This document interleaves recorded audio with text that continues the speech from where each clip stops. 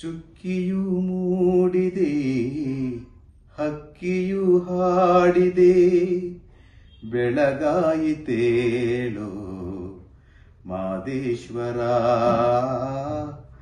ಬೆಳಗಾಯಿತೇಳೋ ಮಾದೇಶ್ವರ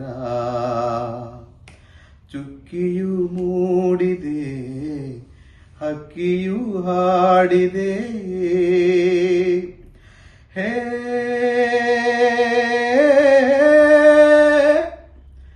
ಹಾ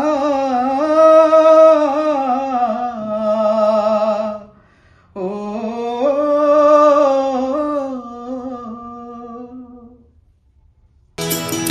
ಚುಕ್ಕಿಯು ಮೂಡಿದೆ ಹಕ್ಕಿಯು ಹಾಡಿದೆ ಚುಕ್ಕಿಯು ಮೂಡಿದೆ ಹಕ್ಕಿಯು ಹಾಡಿದೆ ಬೆಳಗಾಯಿತೇಳೋ ಮಹದೇಶ್ವರ ಬೆಳಗಾಯಿತೇಳೋ ಮಹದೇಶ್ವರ. ಈ ಹಾಡು 2008ರಲ್ಲಿ ತಯಾರಾದ ಹಾಡು ನೋಡಿ. ಮಾದೇಶ್ವರ ಮಹಿಮೆ ಮಾಡಿದ್ವಿ 2005-6ರಲ್ಲಿ. ಅದು ತುಂಬ ಹಿಟ್ ಆಯಿತು.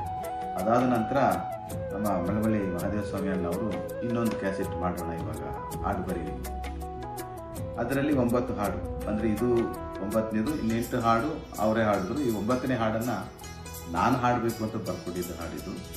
ನನಗೆ ಅಂತಲೇ ಟ್ಯೂನ್ ಮಾಡ್ಕೊಂಡಿದ್ದೆ, ನಾನು ಹಾಡಿದ್ದೆ ಕೂಡ ಒರಿಜಿನಲ್ಗೆ.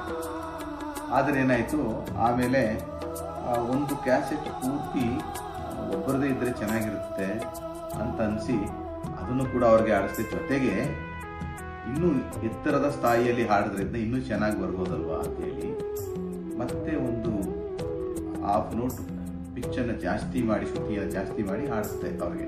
ತುಂಬ ಅದ್ಭುತವಾಗುವಂಥ ಈ ಹಾಡು ಕೇಳಿದ್ದೀರಲ್ಲ ಎಲ್ಲರೂ.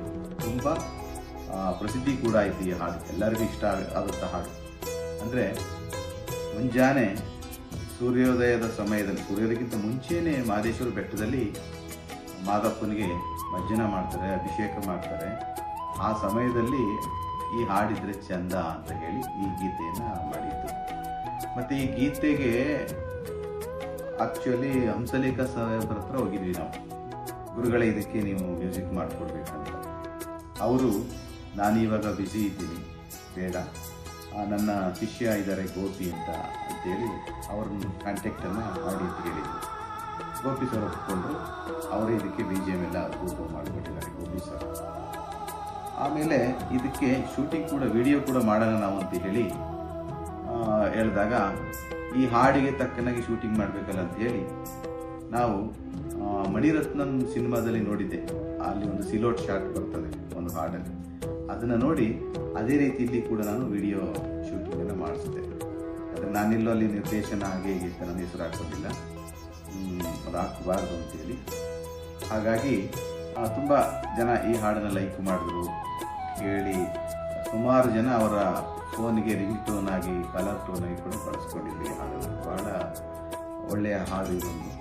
ಇದನ್ನು ಕೇಳಿ ನಿಮಗೆ ಇಷ್ಟವಾದರೆ ಇದನ್ನು ಶೇರ್ ಮಾಡಿ, ಕಮೆಂಟ್ ಮಾಡಿ, ಲೈಕ್ ಮಾಡಿ.